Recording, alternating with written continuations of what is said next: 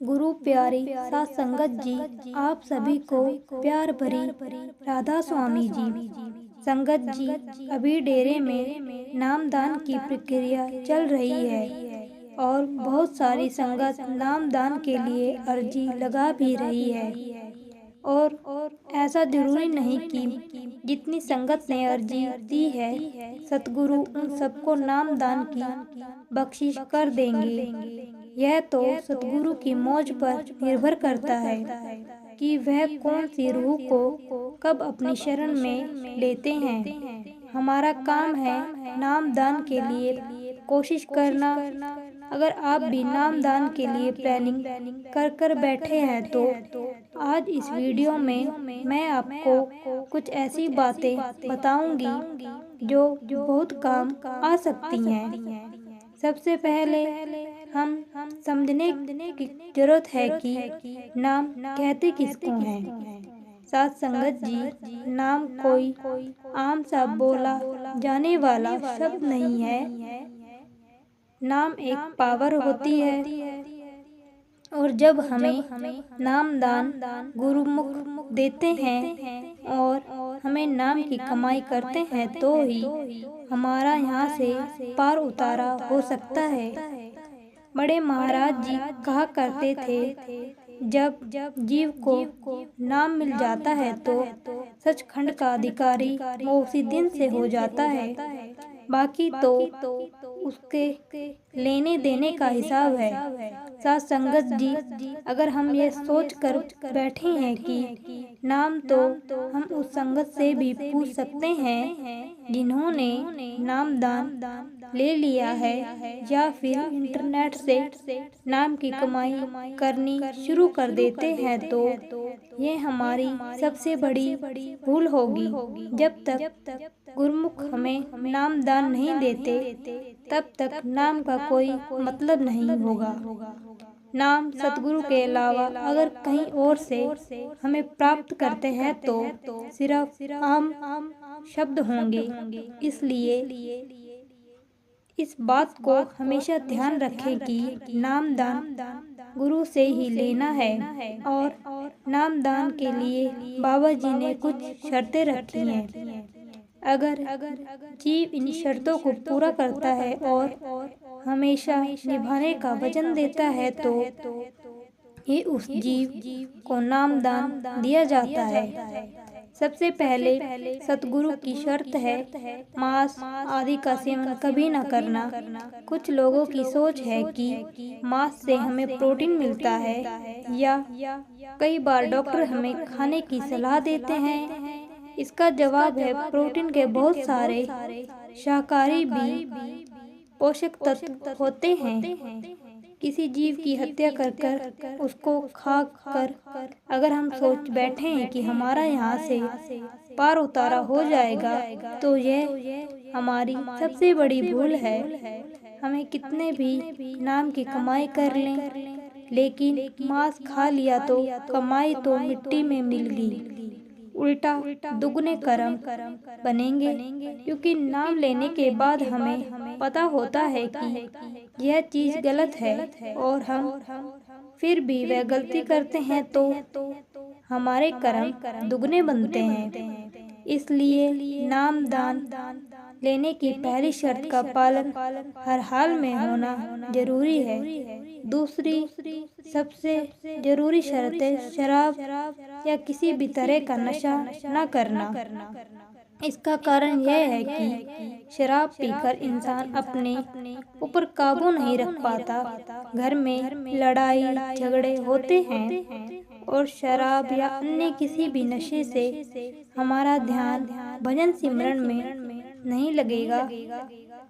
हमें चाहे कितनी भी कोशिश कर लें। और इसके बाद अगली शर्त होती है दिन में 2.5 घंटे भजन सिमरन करना। 2.5 घंटे का कोई मतलब होता है पूरे दिन का 10वां हिस्सा उस मालिक की याद में लगाना।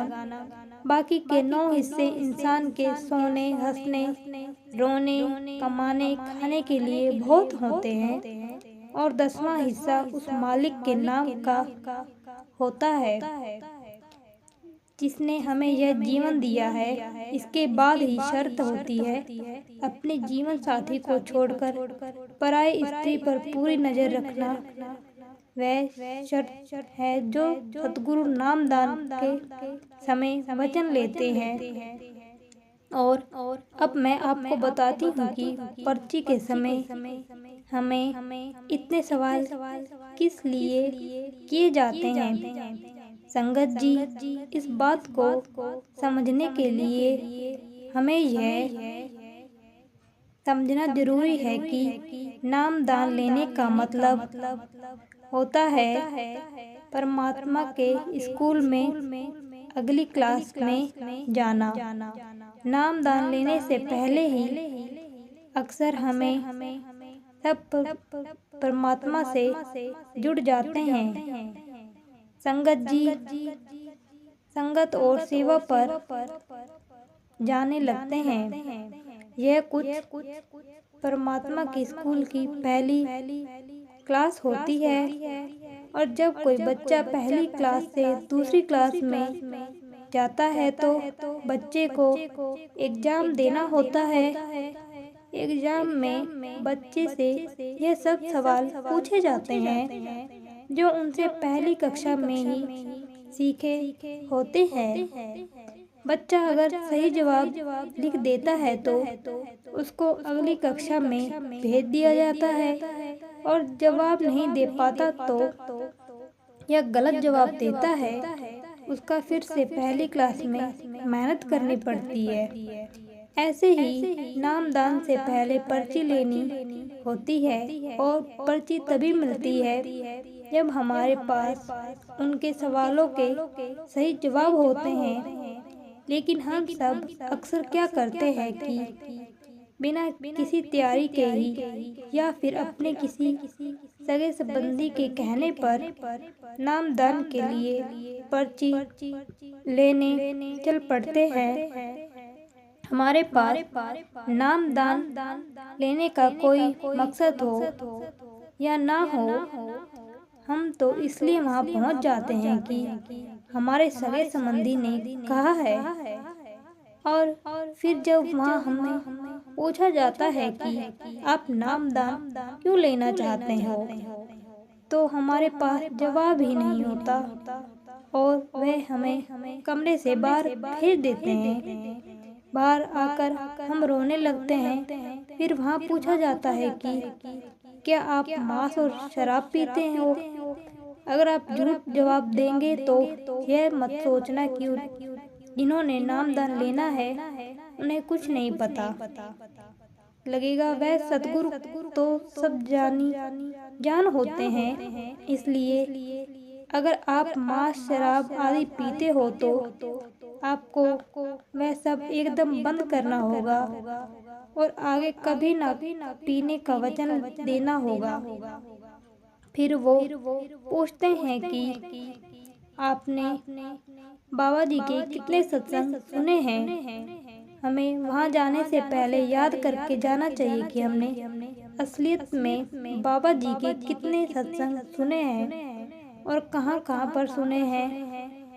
या संगत जी, सत्संग सुनने वाला सवाल सबसे इम्पोर्टेंट है। इसलिए आप जाने से पहले इस जवाब को पक्का करके ही जाएं। नामदान लेने से पहले ही बाबा जी के सत्संग सुने।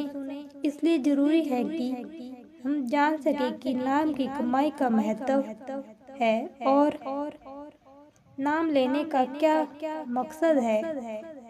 बाबा जी बहुत ही खुलकर संगत में हर चीज को समझाते हैं। अगर आपने बाबा जी के कुछ सत्संग भी सुन लिए हैं तो आपके पास वहाँ पूछे जाने वाले हर सवाल का जवाब होगा। संगत जी, अगर आप नाम की कदर कर सकते हैं तो आपके अंदर सच में नाम की तड़प है तो ही आप पर्ची लेने की कोशिश करें। अगर आप किसी के बहकावे में आकर या शौक में नाम लेने जा रहे हो और अगर आपको नामदान मिल जाता है तो आप नाम की कदर नहीं कर सकते और नाम लेने के बाद कदर ना करने पर आपके ऊपर कर्मों का बोझ बढ़ता ही जाएगा। जब सतगुरु किसी जीव को नाम दान देते हैं तो सतगुरु को यही भी पता होता है कि जीव से नाम की कमाई कैसे करवानी है। बाबा जी को आपने भी कई बार कहते हुए सुना होगा कि अपने आप नाम की कमाई कर लेना, नहीं तो बुलडोजर से बांध कर ले जाऊंगा। बाबा जी का कहने का मतलब है कि नाम की कमाई तो हर हाल में पूरी करनी ही पड़ेगी। बड़े महाराज जी के टाइम पर महाराज जी खुद फाइनल करते थे कि किसको बाहर निकालना है और किसको नामदान देना है। जब किसी ने बाबा जी से यह सवाल किया कि महाराज जी तो खुद से ही फाइनल करते हैं लेकिन आप ऐसा नहीं करते, तो बाबा जी ने जवाब दिया कि मुझे मेरी संगत को रोना देखा नहीं जाता, इसलिए बाबा जी ने पर्ची देने वाला पावर सेवादारों को दे दी। इसलिए संगत को पहले पर्ची हासिल करनी होती है, उसके बाद ही बाबा जी उस जीव को नाम दान देते हैं। साथ संगत जी पर्ची लेने से पहले वीडियो में बताई बातों को ध्यान में रखकर जाएं। आगे जो होगा वह सब बाबा जी की मौज है। अगर साखी आपको अच्छी लगी हो तो वीडियो को लाइक करें, चैनल को सब्सक्राइब करें। गुरु प्यारी सात संगत जी, राधा स्वामी जी।